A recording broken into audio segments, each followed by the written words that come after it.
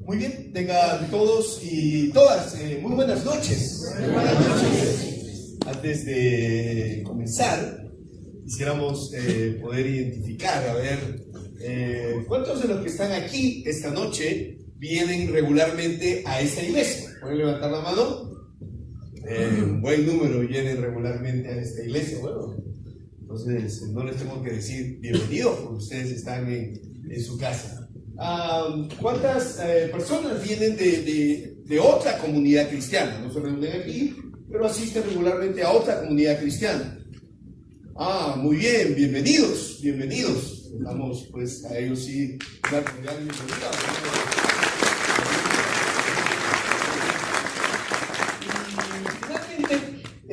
Quisiéramos reconocer, hay personas entre nosotros que han sido invitados esta noche y que no van regularmente a ninguna comunidad cristiana, ¿no? Pero ha sido invitado esta noche para estar aquí. ¿Hay personas entre nosotros? ¿Podrían levantar la mano, por favor? ¿Hay una? ¿Alguien más? ¿Entre nosotros? ¿Dos? ¿Ok? Muy bien, para ustedes de manera especial, pues vamos a darles también un fuerte aplauso. Bienvenidos, bienvenidos. Queremos que esta reunión de alguna u otra manera pues podamos todos aprender cosas para nosotros mismos y recibir también herramientas para poder ayudar y acompañar a otras personas, ¿está bien? Que viven estos problemas como el que vimos ayer, la depresión, y el que vamos a ver hoy acerca del suicidio, ¿ok? Ahora, antes de comenzar, cuando uno le pregunta a un europeo, o un asiático, o un africano, ¿no? Le dice, ¿cuál es para ti una característica de los latinoamericanos? ¿Ya? Dice, sí, bueno, le estamos preguntando a un africano, a un asiático, ¿a qué? Ya, ellos dicen, los latinoamericanos tienen una característica especial.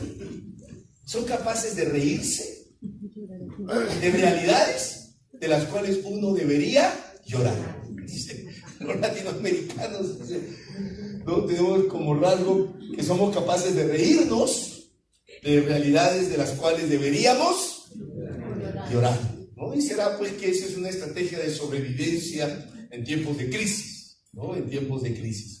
Y quisiera empezar esta charla acerca del suicidio, que es una de esas realidades realmente de las cuales deberíamos llorar, pero mostrarles un video que se acerca a este problema con lo que se conoce un poquito como el humor negro, ¿no? Reírnos de una realidad de la cual realmente deberíamos llorar. Pero quiero que al verlo ustedes vean la tremenda crítica que se hace a la sociedad, ¿no?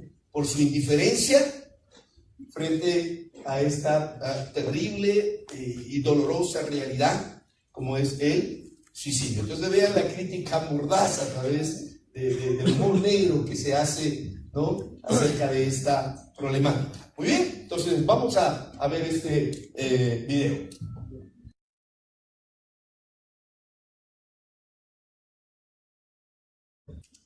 Quisiera hacerles una pregunta para poder evaluar, ¿no? Cuál es nuestra comprensión acerca del tema del suicidio. A ver, ¿qué piensan ustedes? Si una persona que toma la decisión de acabar con su vida es una persona cobarde o es una persona valiente. Las dos cosas. A ver. Dos cosas, cobarde porque no sigue. ¿Es una persona valiente o es una persona cobarde? A ver, sí, caballero. Me parece que entra en un estado de locura impresionante, que no es ni cobarde ni valiente, sino que no tiene dominio de sí mismo. Ok, no entraría entonces a definirse a partir de la categoría valiente y cobarde. Muy bien, sino un acto de locura, por decir. ¿Alguien más piensa si es un acto de valentía o un acto de cobardía? Leía una vez algo muy interesante, ¿no? Decía que el suicidio es la cobardía del valiente y la valentía del cobarde, ¿no? Entonces, y creo que recoge algo de esa realidad, ¿no? Que no se puede definir de una manera sencilla. Por supuesto que cuando uno piensa en este tema, pues muchos piensan que todos los seres humanos en general somos suicidas potenciales, ¿no? Cuando uno piensa en la realidad del suicidio, a veces uno piensa que eso es una realidad totalmente ajena a mí, algo que yo jamás sería capaz de hacer. Pero cuando uno comienza a ver cuáles son las etapas por las que transita una persona que finalmente toma la decisión de terminar con su vida, los estudios demuestran que normalmente atraviesa 3 etapas, ¿no? La primera etapa es la etapa en que solo lo piensa. Es un pensamiento que llega a su mente. Tal vez nunca va a pasar más allá de eso, ¿ok? Pero en algún momento de su vida, en algún momento de crisis, tal vez cuando éramos adolescentes y tuvimos serios problemas con nuestros padres, tal vez cuando experimentamos la primera ruptura de una relación sentimental, pues en algún momento se nos cruzó por la cabeza, ¿no? Tomar una decisión así. Entonces, la primera etapa es cuando solamente se piensa, ¿ok? Y probablemente, pues, muchos de los que estamos aquí en algún momento lo pensamos. Pero no pasamos más allá de eso, ¿ok? Pero en la experiencia de algunas otras personas, entonces, se da un paso más. Ya no solo se piensa, ahora se verbaliza, ¿no? Se verbaliza. ¿Está bien? Personas que en algún momento le dijeron a otras, no te preocupes, pronto me voy a matar, ¿no? En algún momento digo, lo dice de manera directa o lo dice de manera indirecta, ¿no? No se preocupen, pronto dejaré de ser un problema. ¿Está bien? Entonces, probablemente no todos hemos pasado a la etapa de la verbalización, pero ya significa que esa tendencia suicida se va profundizando en nuestras vidas. Entonces, cada uno aquí se puede ubicar en qué etapa está, ¿no? Sí, yo reconozco que en algún momento lo pensé. Otros dirán, sí, en algún momento hasta lo expresé con palabras. Pero la etapa más peligrosa es la tercera. Y es cuando ya la persona ha tomado la decisión de hacerlo. ¿Y por qué es la más peligrosa? Porque ya cuando la persona ha tomado la decisión de hacerlo, normalmente ya no dice nada. Dicen que cuando una persona llega a la etapa de la verbalización, cuando expresa de alguna u otra manera, me voy a quitar la vida, muchos dicen que es una manera desesperada de pedir ayuda, ¿no? Lo que en el fondo la persona está diciendo no es tanto me voy a matar, lo que está diciendo en el fondo es el problema que estoy enfrentando es demasiado grande para mí, no tengo los recursos para poder enfrentarlo, por favor, ayúdenme.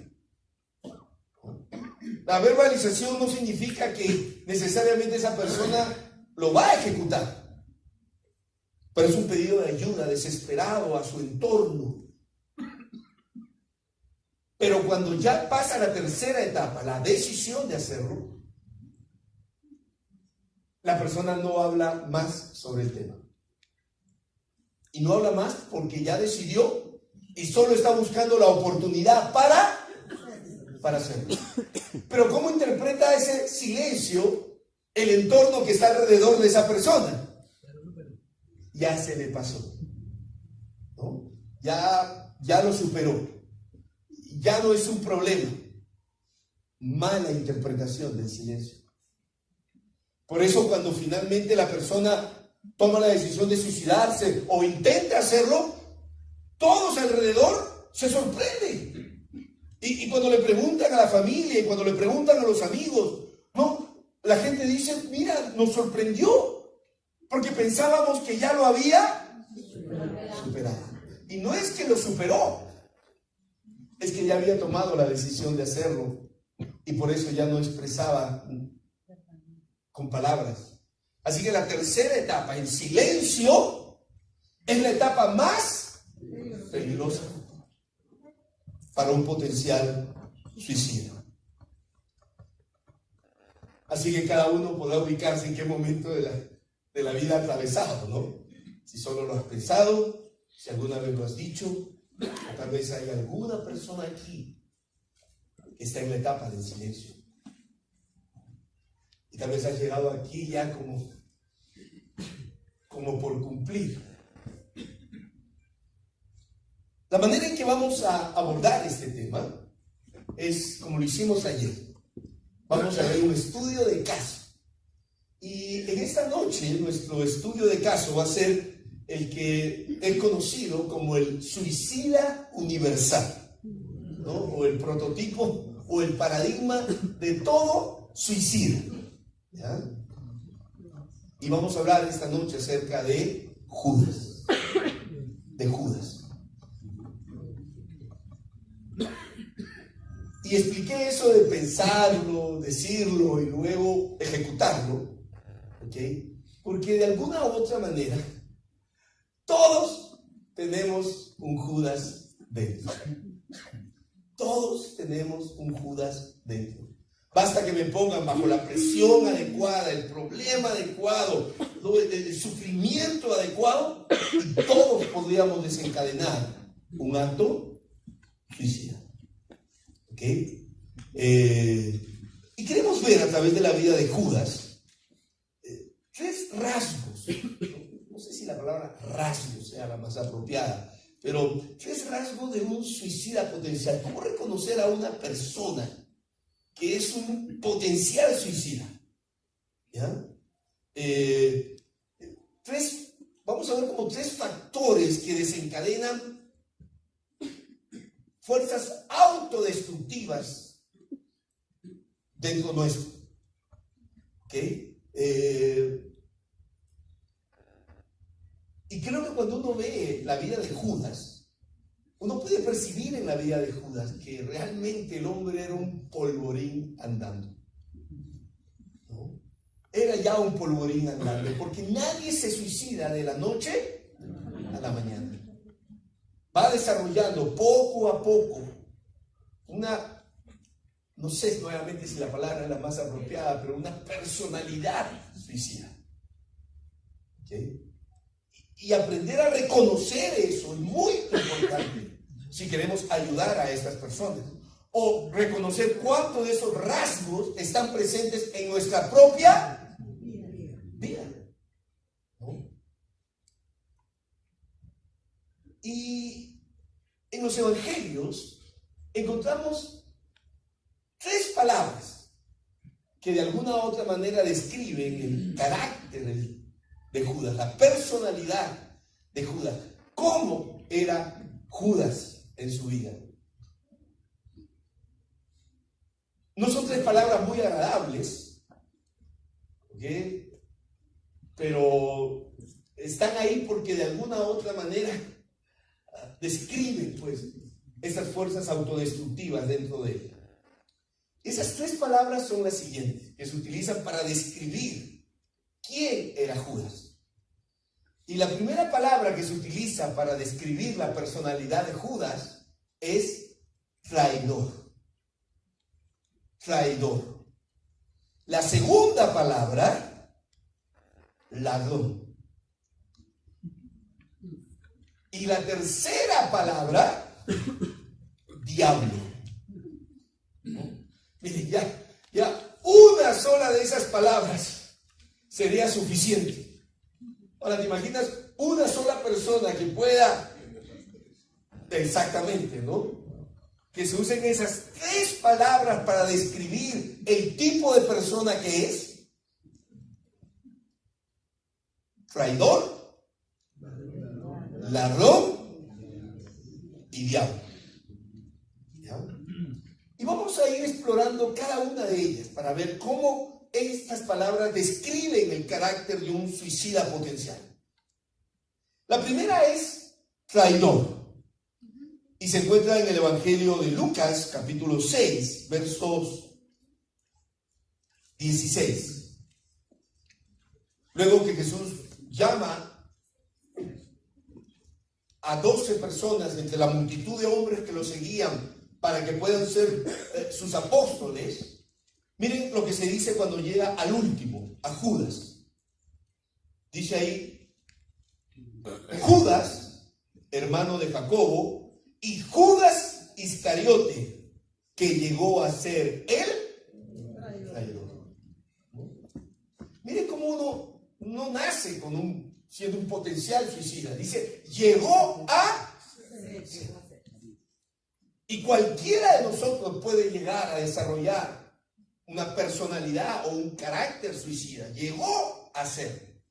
No nació así. ¿Y por qué la palabra traidor describe a un suicida potencial? ¿Quién es un traidor?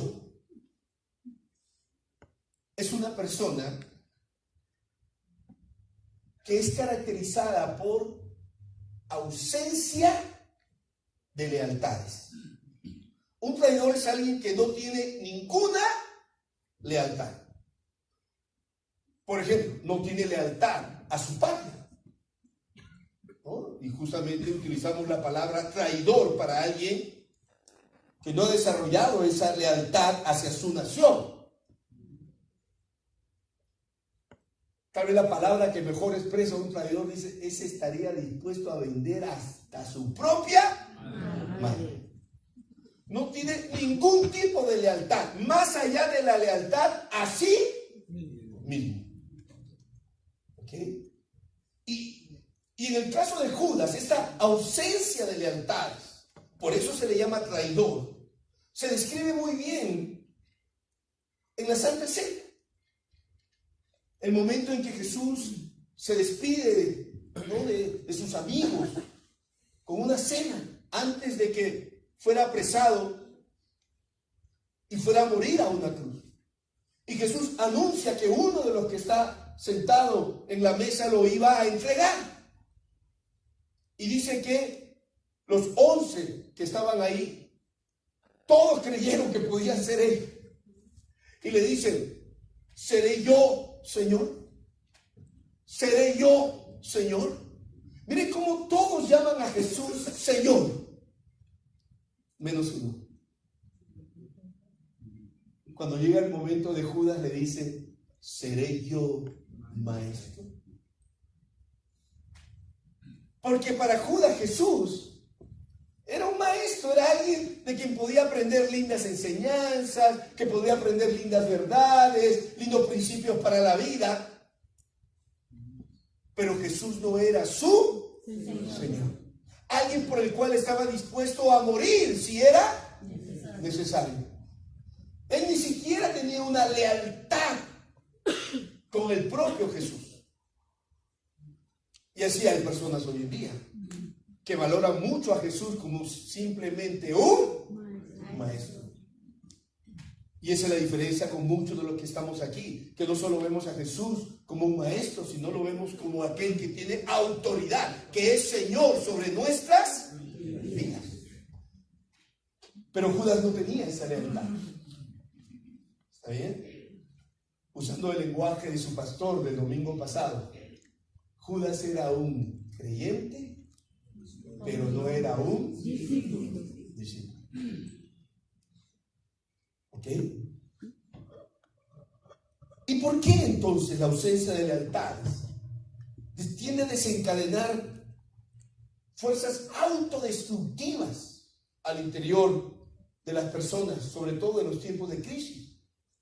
Porque en los tiempos de crisis, todos los psicólogos dicen que una de las cosas que necesitamos para poder enfrentar saludablemente la crisis y que no desarrolle fuerzas autodestructoras en las personas son lo que muchos llaman, no, los soportes afectivos. Cuando uno tiene una relación de lealtad con alguien, esto se manifiesta en que esa persona me va a dar apoyo emocional, apoyo afectivo en los momentos difíciles de mi vida. Por eso muchos dicen que es muy difícil, ¿no? Que no importa los problemas que una madre esté enfrentando, esa actitud de lealtad que ella tiene hacia sus hijos va a hacer que no tome la decisión de suicidarse. El solo pensar en dejarlos solos hace que una madre saque fuerzas hasta de donde no tiene para enfrentar los problemas. Y es por eso entonces, fíjense que cuando finalmente, si una madre llegara a suicidarse, también decide quitarle la vida a sus hijos, ¿no? Porque esa relación de lealtad que ella tiene no le va a permitir desarrollar esas tendencias autodestructivas. Lo que no está claro es el tema del matrimonio como soporte afectivo. Los estudiosos no se ponen de acuerdo si el matrimonio previene el suicidio o lo genera. Ahí sí. Los estudiosos no se han puesto de acuerdo sobre el tema del matrimonio, ¿no? Recuerdo que una vez había un hombre que estaba pues en un bar tomando con sus amigos, y en un momento le dijo a sus amigos: voy a matar al hombre que se acuesta con mi mujer. Y los amigos le dijeron: ¿cómo vas a hacer eso? ¿No? Eso es un asesinato. Y él dice: no, va a ser un suicidio. Así que el tema del matrimonio lo vamos a dejar ahí. Ahora, me imagino que si uno tiene un buen matrimonio, probablemente va a prevenirlo, ¿no? Hay un soporte afectivo, hay una relación de lealtad ahí. Pero cuando es un mal matrimonio, probablemente no cumpla ese propósito. Así que traigo ausencia de lealtades, falta de soportes emocionales y afectivos. Y cuando una persona es así, cuando llega la crisis, eso desarrolla fuerzas autodestructivas. La segunda palabra que se utiliza para describir el carácter de Judas es la palabra ladrón. Y la encontramos en el Evangelio de Juan, capítulo 12. Juan, capítulo 12, del verso 3 en adelante. Dice el texto: entonces María tomó una libra de perfume de nardo puro de mucho precio y ungió los pies de Jesús y los enjugó con sus cabellos, y la casa se llenó del olor del perfume. Y dijo uno de sus discípulos, Judas Iscariote, hijo de Simón, el que le había de entregar: ¿por qué no fue este perfume vendido por 300 denarios y dado a los pobres? Pero dijo esto no porque se cuidara de los pobres, sino porque era ladrón, y teniendo la bolsa sustraía de lo que se echaba en ella. Aquí se describe a Judas como un ladrón, ¿no? Y qué interesante que él era pues el que manejaba la caja chica del grupo, ¿no? Ese grupo de 12 que caminaban con Jesús, él era el que, la bolsa significa la caja chica que el grupo tenía. Y dice entonces que cuando esta mujer, ¿no?, que fue la primera que entendió que Jesús realmente se estaba despidiendo y que iba a ir a morir a una cruz, ella fue la primera que lo entendió y le fue a rendir su último homenaje, y tomó ese perfume carísimo, que era tal vez como el sueldo de un año de trabajo, y lo derramó a los pies de Jesús. Y Judas dijo: pero Jesús, ¿cómo permites esto? No, si hubiéramos vendido ese perfume, ¿cuántos pobres hubieran comido? Pero inmediatamente Juan dice: pero no es porque le preocupaban los pobres, sino porque era. Y al tener más dinero en la bolsa, él tenía más dinero ¿de dónde? Robar. ¿Ok? Entonces, Si traidor nos habla de una persona con ausencia de lealtades, ladrón, ¿qué es lo que describe en el carácter de una persona? Es una persona con ambiciones desmedidas. Tiene tanta ambición que está dispuesto ¿a qué? A robar. Ahora, presten atención que según los estudios, Judas era el que venía de la familia económicamente más acomodada. Él no era un Galileo. Cuando uno ve la corrupción en América Latina, ¿no? Esos corruptos no son gente que viene de hogares pobres, ni humildes, ni han estudiado, ¿no es cierto?, en universidades públicas. No, son gente que ha crecido en medio de la élite. No roban solo por dinero, roban porque tienen ambiciones desmedidas. Nunca es suficiente. Es el corazón de la corrupción. Entonces, Judas era así.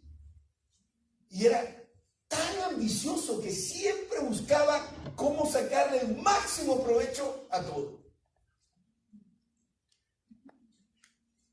Y es por eso que él no solamente entregó a Jesús a las autoridades religiosas para que lo apresaran. Lo entregó a cambio de ¿qué? Cuando él se dio cuenta, ¿no?, que Jesús no iba a azuzar a las masas y las iba a llevar a Jerusalén para derrocar al rey Herodes, cuando Judas se dio cuenta que el proyecto de Jesús no era político, que no iba a derrocar a Herodes, ¿no?, porque ella se veía pues en el nuevo gobierno de Jesús, ella se veía como el futuro ministro de Economía de su reino, ¿no? Pero cuando él se dio cuenta de eso, dijo: yo no voy a perder 3 años de mi vida. Sí, yo lo voy a dejar. Yo lo voy a abandonar. Pero algo me voy a llevar. Y lo vendió por... Ese es el carácter de Judas. Un hombre con ambiciones desmedidas, ¿no? ¿Y por qué una persona que tiene ambiciones desmedidas tiende a desarrollar fuerzas autodestructoras? Porque una persona con ambiciones desmedidas, cuando llegan los problemas, cuando llega la crisis, cuando llegan las dificultades, es una persona que puede desencadenar en un acto suicida. Porque tiene incapacidad de aceptar el fracaso. Tiene incapacidad de poder reconocer y aceptar y convivir con el fracaso. De ahí, por ejemplo, ¿quién no recuerda las grandes crisis económicas que la historia de la humanidad ha vivido?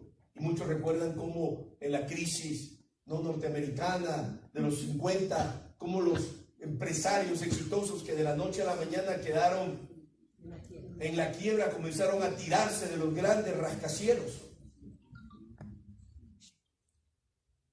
Porque no han aprendido a poder enfrentar el fracaso.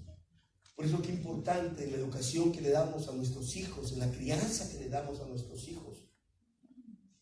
Una de las primeras lecciones que ellos deben aprender es aprender a enfrentar y aceptar el fracaso. Qué importante también es enseñar esto en la iglesia, ¿no? Porque a veces se enseña una idea de que si tú crees en Dios y si tienes la fe correcta y si oras de manera correcta, entonces solo puedes esperar de Dios éxito. No. Una de las grandes verdades que Jesús nos enseñó es que en el reino de Dios el fracaso es posible. ¿Recuerdan cuando Jesús nos habla de ese sembrador que salió a sembrar y que tira las semillas? ¿No? ¿Dónde cayeron las primeras semillas? Y el propósito es que cayeran en buena tierra y que dieran fruto. Pero una cayó en el camino, ¿no? Luego vinieron las aves y se la comieron. Otra cayó ¿dónde? En los espinos, creció un poco, pero luego crecieron los espinos y la ahogaron. Y otra cayó ¿dónde? En los pedregales. Y luego salió el sol y la quemó. ¿Qué es lo que Jesús nos está enseñando aquí? Que en el reino de Dios el fracaso es posible. Y que nadie debe cuestionar su espiritualidad o su relación con Dios cuando atraviesa situaciones de fracaso.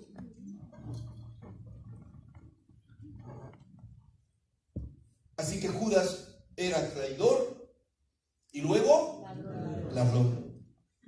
Pero la tercera palabra que describe a Judas es la palabra diablo. Ahora, ¿en qué contexto se utiliza la palabra diablo para describir a Judas?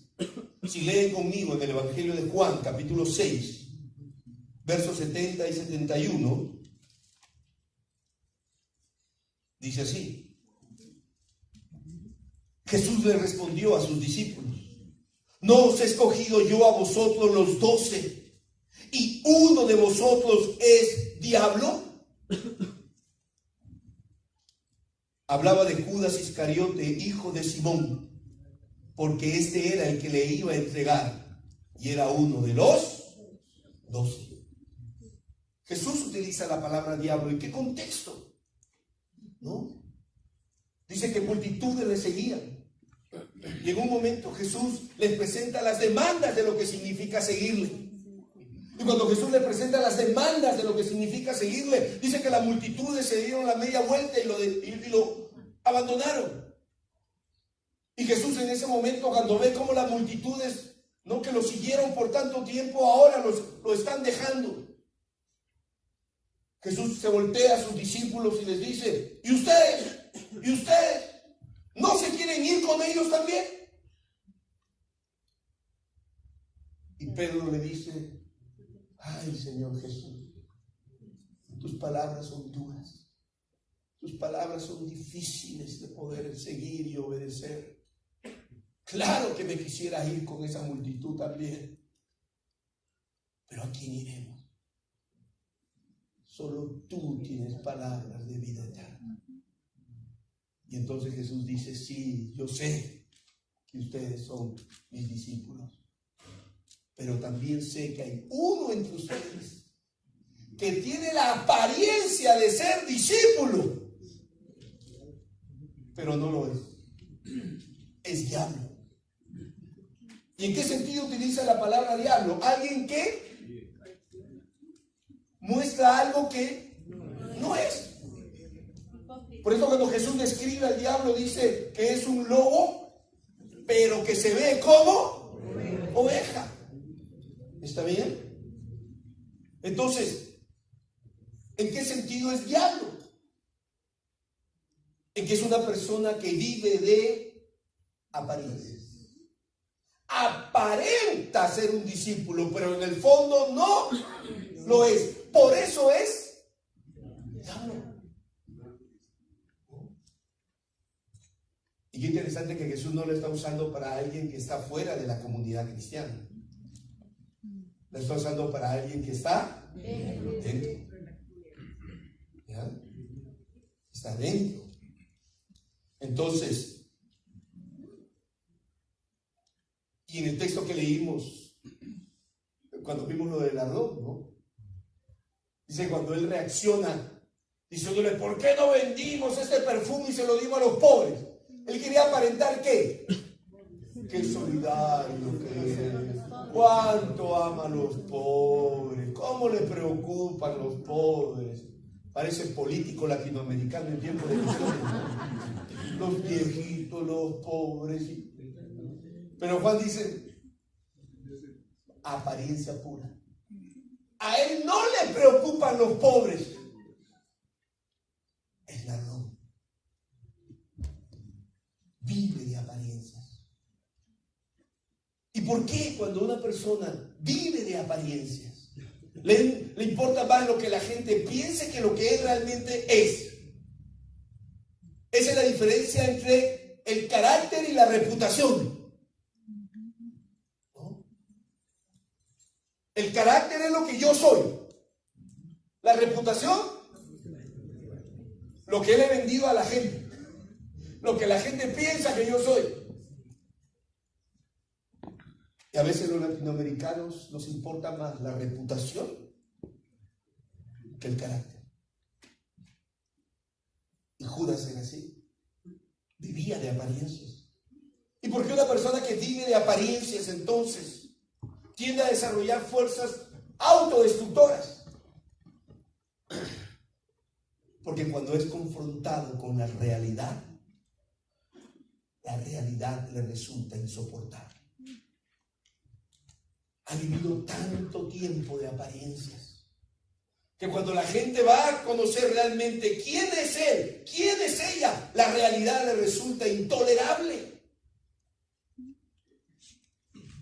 De ahí el suicidio de las grandes estrellas. Estrellas de rock, gente famosa. Claro, una cosa es lo que lees cuando están prendidos los reflectores, cuando hay una multitud que lo ve, ¿no? Cuando lo aplauden y lo admiran. Pero cuando las luces se apagan y cuando tiene que regresar solo a su cuarto de hotel y verse en el espejo y ver que es una persona muy diferente a lo que sus fans piensan o creen de él o de ella. Cuando se tiene que encontrar con la realidad cruda de quién es él, terminan suicidándose muchos de ellos. Porque los artistas normalmente viven de las apariencias. Leía la otra vez acerca de una reflexión interesante, ¿no? Dice, ¿por qué se suicidan los jóvenes? Y era la reflexión de uno de los últimos artistas famosos que decidió quitarse la vida. Dice, ¿por qué se suicidan los jóvenes? Dice, uno se suicida porque no tienen futuro. Cuando empezamos en los más pobres de América Latina, que su única visión de futuro es volver a reproducir las condiciones de miseria y explotación en la que han vivido sus padres. Dice, unos se suicidan porque no tienen futuro. Otros se suicidan porque encontraron el futuro lleno de fama, llena de riqueza, lleno de aplausos, lleno de éxito. Dice que encontraron el futuro y descubrieron que no había nada. Unos se suicidan porque no tienen futuro. Otros se suicidan porque encontraron el futuro y descubrieron que no había nada. Así que esas tres palabras describen. Una sola de ellas ya te haría un suicida potencial. ¿Te imaginas las tres juntas en una sola persona? Ausencia de lealtades, traidor. Ambiciones desmedidas, ladrón. Una vida de apariencias, diablo. No. Judas era un polvorín andando. ¿Y qué falta para que un polvorín explote? El detonante. Si ya tienes alguna de estas características, o las tres como Judas, mira, solo falta el detonante para que explotes. ¿Cuál fue en el caso de Judas el detonante? Que lo hizo volar. La incapacidad de manejar la culpa. Miren, cuando uno ve la vida de Judas, uno ve como que un cambio ocurrió en su vida, ¿no? Uno ve una primera etapa cuando Judas va a entregar a Jesús. Y la pueden leer ahí, ¿no? Un Judas frío, calculador, en Mateo capítulo 20. Lo pueden leer en Mateo capítulo, lo tengo, 26. Miren a este Judas. Mateo capítulo 26.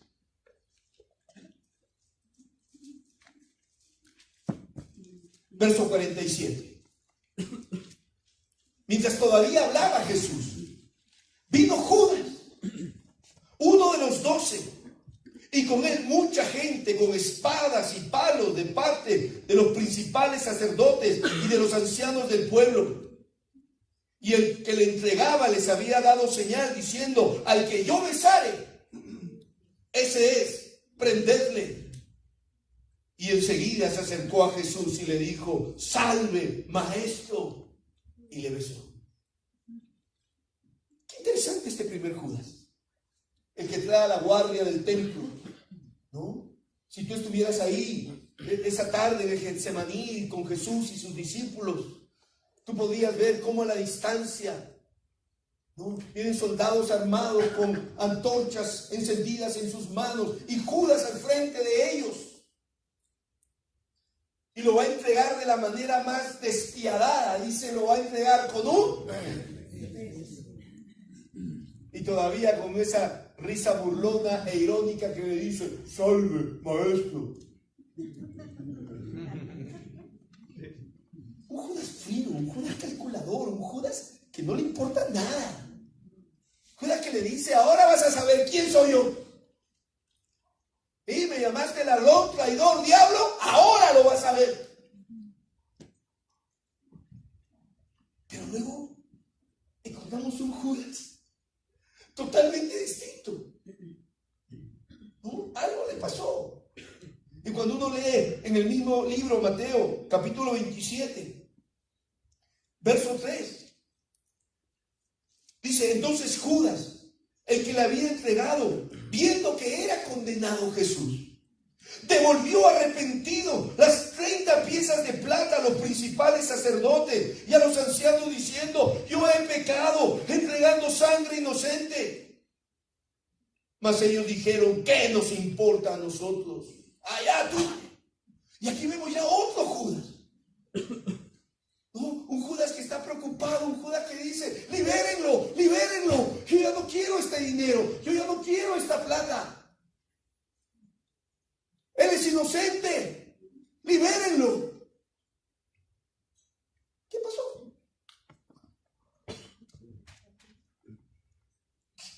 ¿Qué hizo cambiar a Judas de un Judas frío, calculador, a un Judas que tiene remordimiento, que se siente culpable, que se arrepiente, que quiere devolver el dinero, que quiere que liberen a Jesús?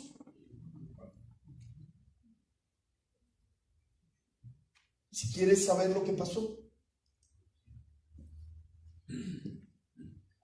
dice que cuando Judas venía a entregar a Jesús, como hemos leído, y se acerca a él y le dice: salve, maestro, y le besó. Yo me imagino a Judas en ese momento acercándose a Jesús y diciendo: ahora me quito la máscara, ahora vas a ver realmente quién soy yo, que conmigo no se juega, ¿no? Miren, Judas estaba preparado para oír de Jesús los peores insultos. Yo me imagino a ese Judas diciendo: ya me llamó ladrón, ya me llamó traidor, y encima me llamó diablo.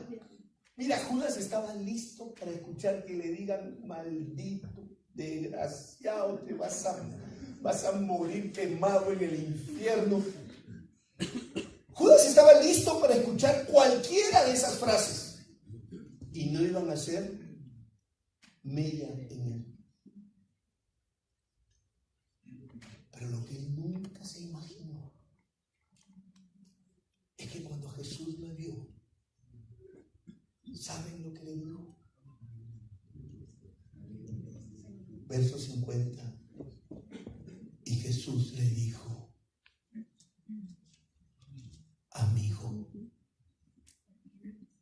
amigo, ¿a qué vienes? Uy, yo me puedo imaginar cuando él estaba listo para escuchar de Jesús cualquier improperio, lo peor que se le podía decir a una persona. Pero cuando escucha a Jesús llamarlo amigo,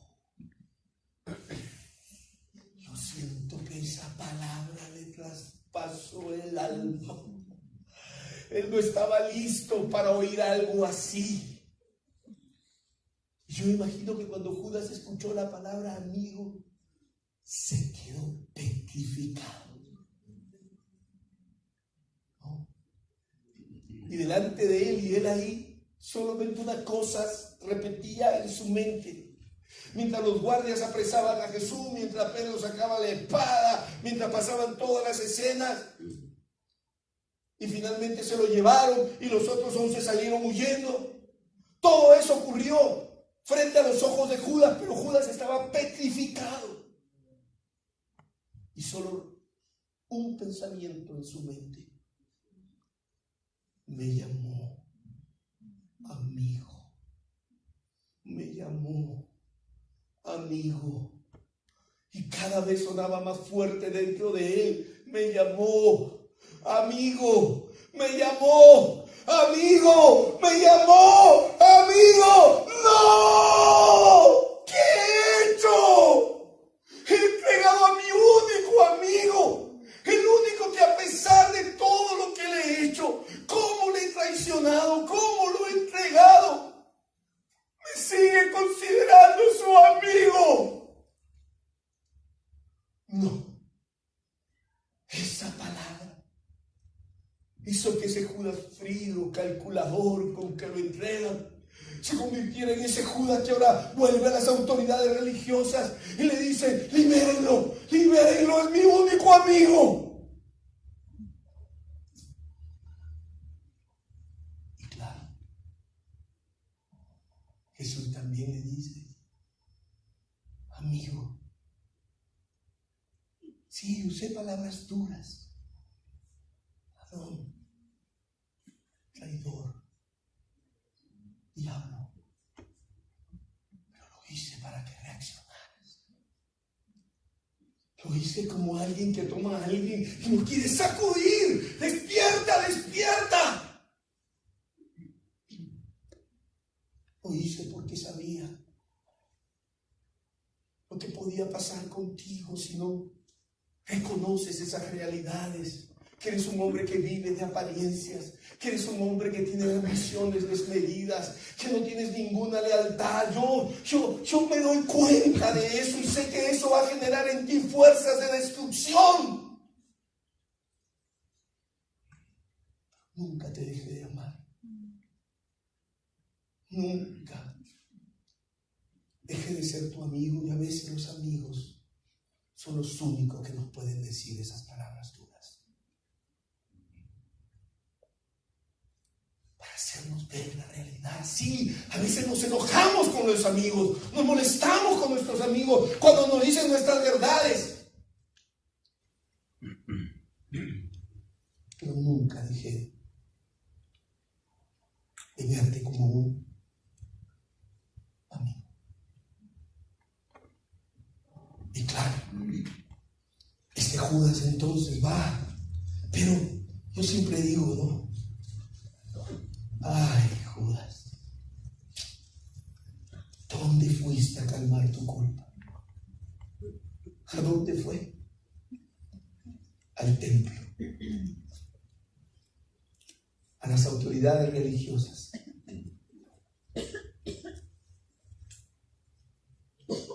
Y ellos le dijeron: ¿te sientes culpable? ¿Te sientes mal porque entregaste a tu amigo? ¿Te sientes mal porque entregaste al único que te amó de manera incondicional, aún sabiendo quién eras? ¿Te sientes culpable? Y ellos le dicen: ¿a mí qué? Allá tú. Y lo lanza de en medio de la noche y le tiran las monedas encima. ¿Dónde fue Judas a encontrar perdón?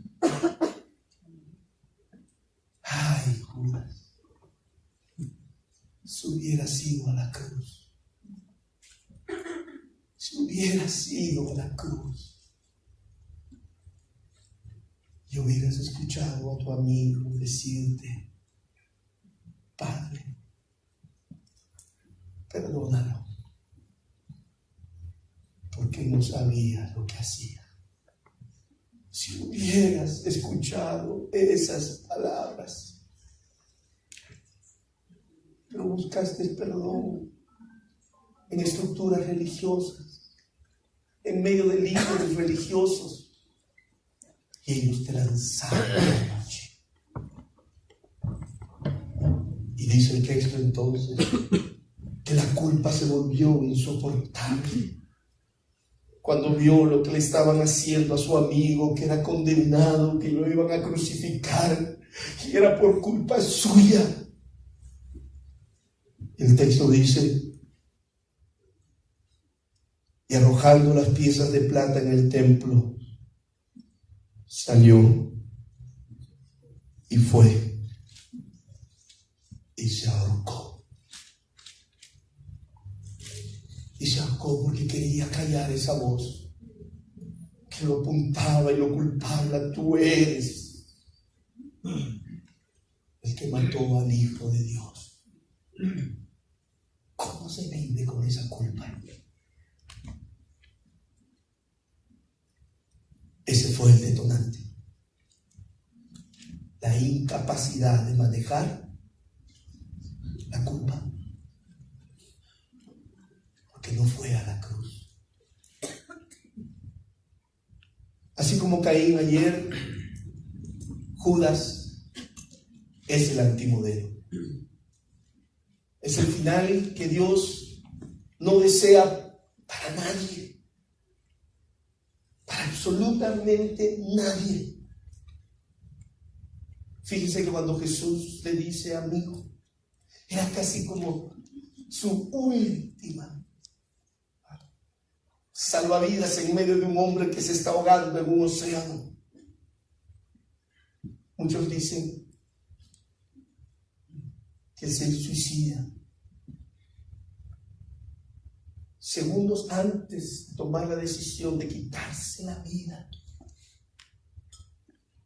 sintiera que hay un amigo a quien llamar.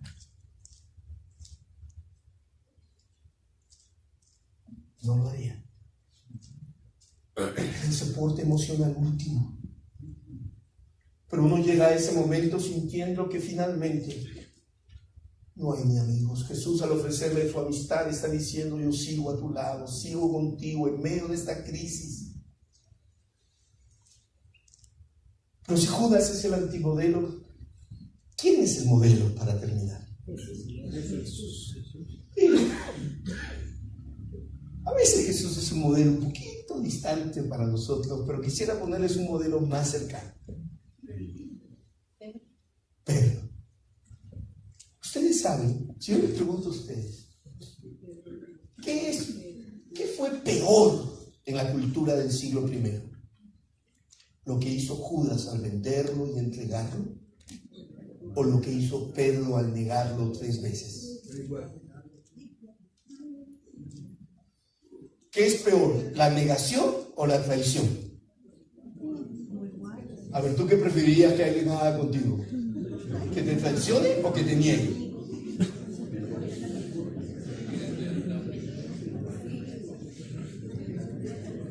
A ver, en América Latina, en algunos países, ¿hay pena de muerte por negación o hay pena de muerte por traición?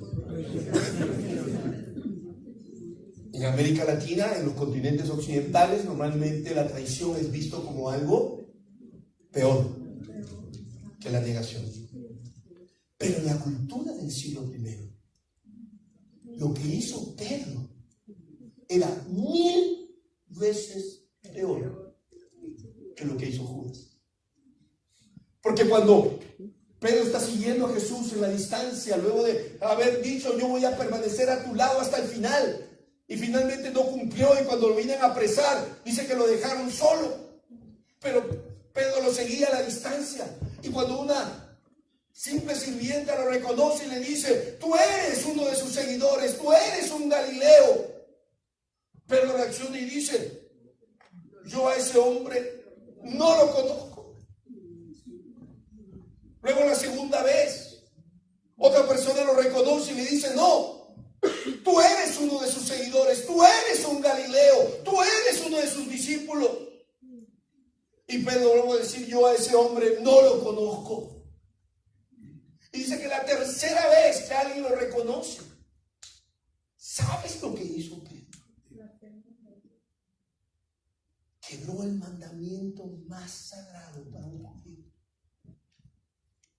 Ni el peor delincuente, ni el peor asesino, ni el hombre más malo que hubiera en Israel sería capaz de hacer lo que hizo Pedro la tercera vez que lo reconocieron. Él dijo: pongo a Dios por testigo. Mandamiento más sagrado para un judío es: no tomarás el nombre de Dios en vano. Y él estaba tan muerto de miedo que hicieran con él lo mismo que le estaba viendo que hacían con Jesús, que literalmente eso es considerado blasfemia. Pongo a Dios por testigo que a ese hombre yo no lo conozco.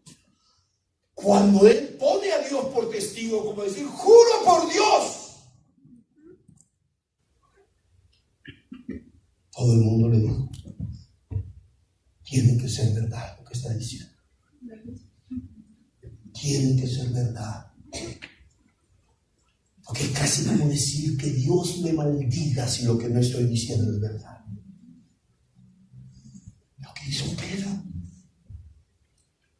1000 veces peor que lo que hizo Judas. Si alguien realmente merecía suicidarse, hermano,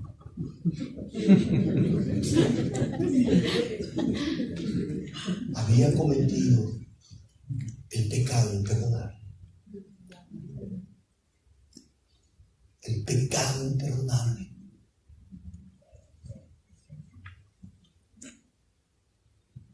El Señor resucita, ¿no? Y qué maravillosas ese encuentro. Juan capítulo 21. Ya estamos terminando. Cuando hubieron comido, Jesús dijo a Simón Pedro: Simón, hijo de Jonás, ¿me amas más que estos? ¿Tú te imaginas lo que era para Pedro responder esa pregunta? Pedro, tú que cometiste el pecado imperdonable, el que te debió haber llevado directo a la horca, ¿me amas? Pedro dice: Señor, amar es mucho. Te quiero. Esa es la pareja de novios, ¿no? Ella le dice al chico: ¿me amas? Y él le dice: te quiero. No, Señor. La segunda vez le pregunta: Pedro, ¿me quieres? Aún es un poquito que tú dices sentir por mí. Es verdad. Sí, Señor. La tercera vez le dice: Pedro, ¿me amas? Yo creo que en ese momento Pedro se sintió el hombre más hipócrita de la tierra. Él en ese momento habrá dicho: Señor, todo lo que yo he hecho en estos últimos días parece gritar que te odio, que no me importas, que no significas nada para mí. Mis acciones, Señor, gritan. Pero tú sabes lo profundo de mi corazón aunque mis acciones digan lo contrario. Pero tú sabes que lo profundo de mi corazón, yo te amo. ¿No les han vivido momentos así? A veces le decimos, Señor, nunca más voy a hacer eso.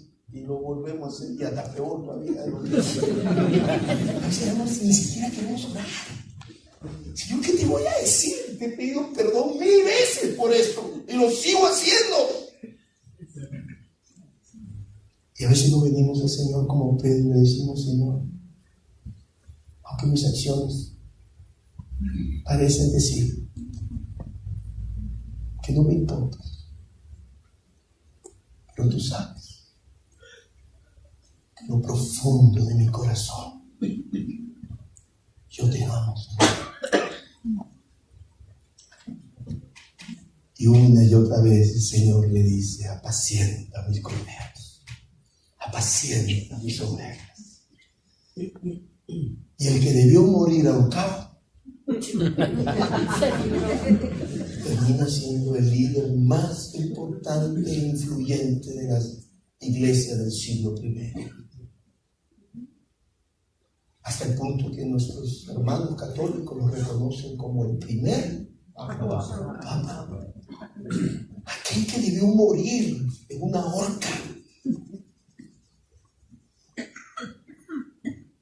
Así que finalmente esa es la decisión que debes tomar. ¿Estás luchando con fuerzas autodestructivas en tu corazón? Algunos se suicidan en un momento, pero los peores suicidas no son los que se suicidan en un momento, son los que se suicidan a plazo. Tienes todo para ser feliz, y tú mismo tomas decisiones que terminan desgraciando tu vida, tu matrimonio, tu familia. La Biblia dice que la fuerza autodestructiva más poderosa del universo se llama pecado, porque la paga del pecado es muerte. El pecado en nosotros desarrolla las fuerzas autodestructivas que terminan robándonos la alegría de vivir, desarrollando en nosotros anhelos y sueños de muerte en nuestra vida. Pero tú puedes decidir en esta noche cuál quiere que sea tu final.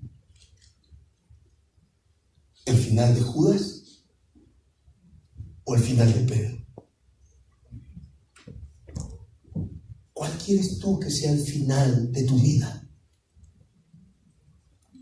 Los dos luchando con fuerzas autodestructoras, los dos luchando con una culpa terrible en el corazón, los dos le fallaron a Dios, los dos hicieron cosas terribles.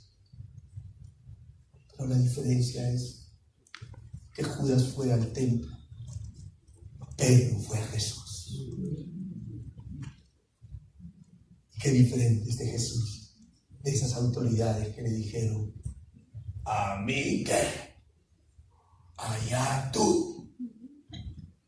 De este Jesús que le dice, apacienta mis corderos, que restaura, que reafirma, que perdona, que da una nueva oportunidad, que desarrolla fuerzas de vida en su ser.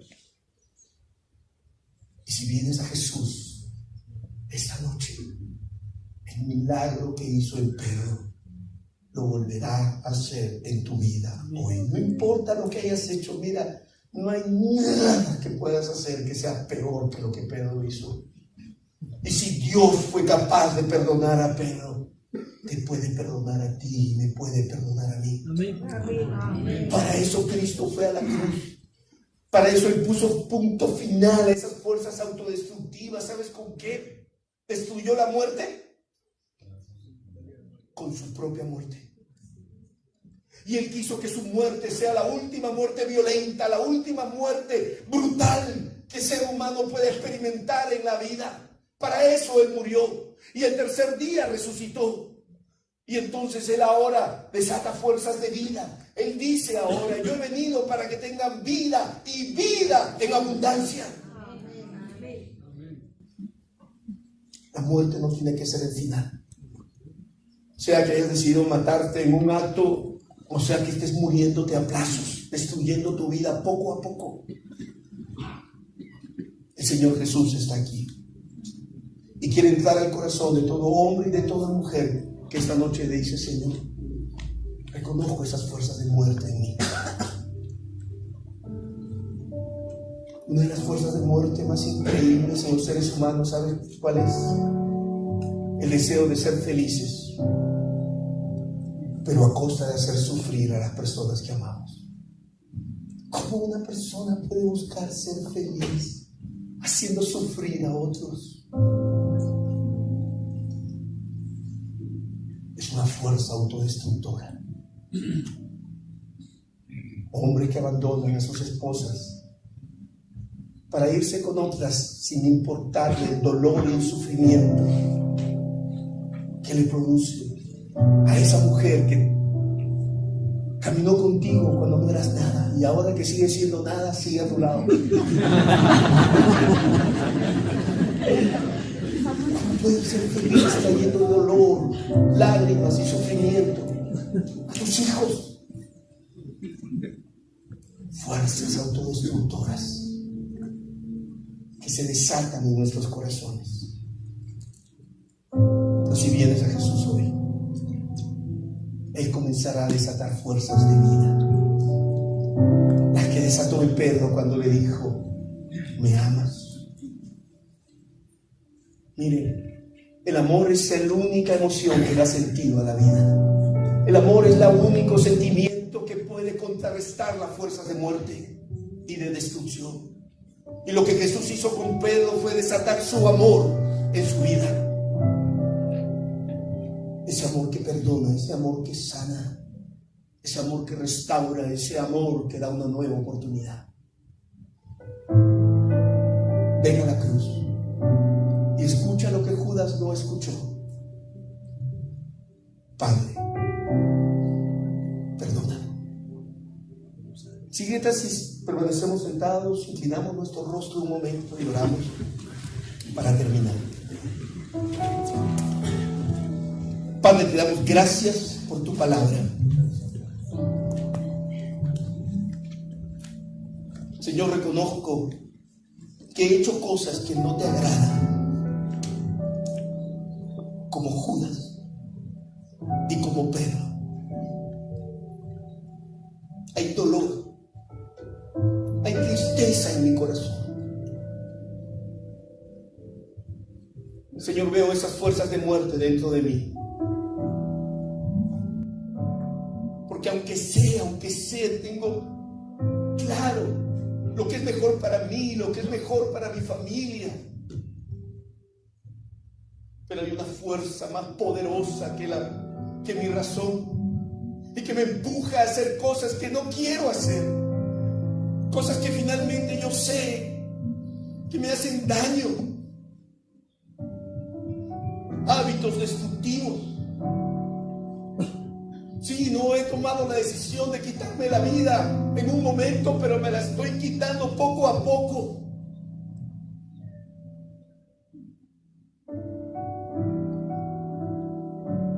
Señor, reconozco que he hecho cosas de las cuales me avergüenzo. Y he tratado de callar esta culpa, de haber hecho sufrir a personas que amo profundamente. Señor, vengo a la cruz. No quiero terminar como Judas. No hay religión ni líderes religiosos que puedan darme perdón. Solo tú, Señor, solo tú.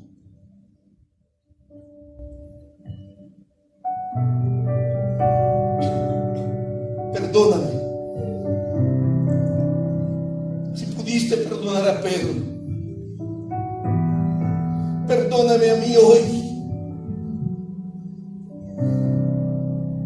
Necesito tu vida. esa vida que le diste a Pedro, esa mañana cuando te preguntaste si te amaba. Ven a mí hoy, Señor. Te necesito.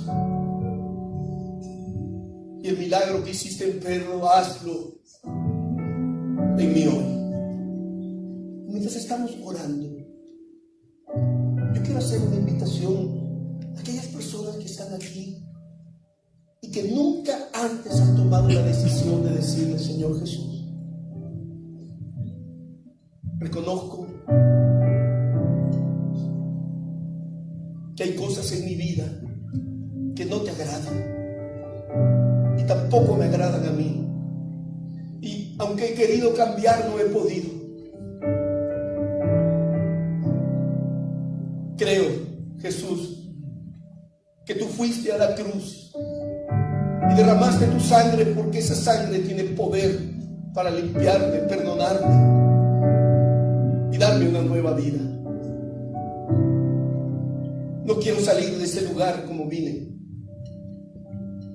Necesito tu vida dentro de mí. Ven hoy, Señor. Y quiero comenzar a caminar contigo como nunca antes lo he hecho.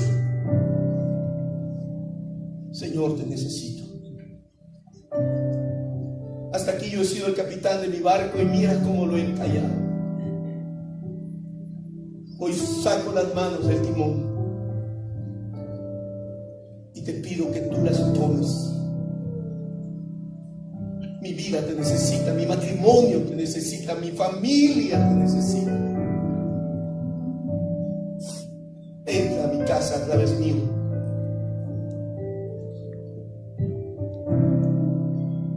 Si hay personas entonces entre nosotros que nunca antes han tomado esta decisión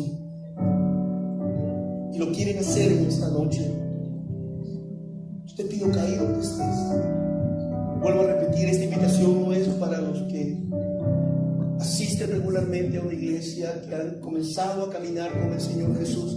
Esta invitación es para aquellas personas que nunca antes han tomado esta decisión. Si hay alguien así entre nosotros, yo te pido que ahí donde estés hagas el mayor acto de valentía,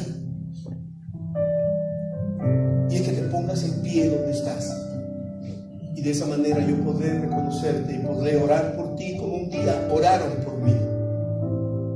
¿Habrá alguien entre nosotros que no ha tomado esta decisión antes y quiere tomarla en esta noche? Si es así, ahí donde estás, ponte de pie.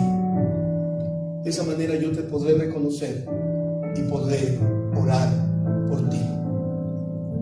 ¿Habrá alguien entre nosotros que quiere tomar esta decisión? No salgas de este lugar como viniste.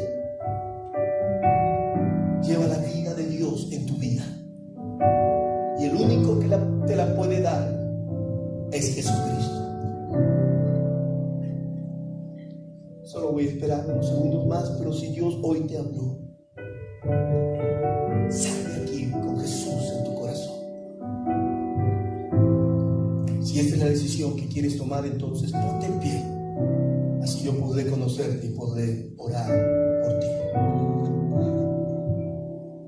Padre, gracias por tu palabra, que peregrine con nosotros, que camine con nosotros y produzca el fruto para el cual tú la has enviado, de sana vida y vida eterna en medio de las fuerzas de muerte que hay en nuestro corazón.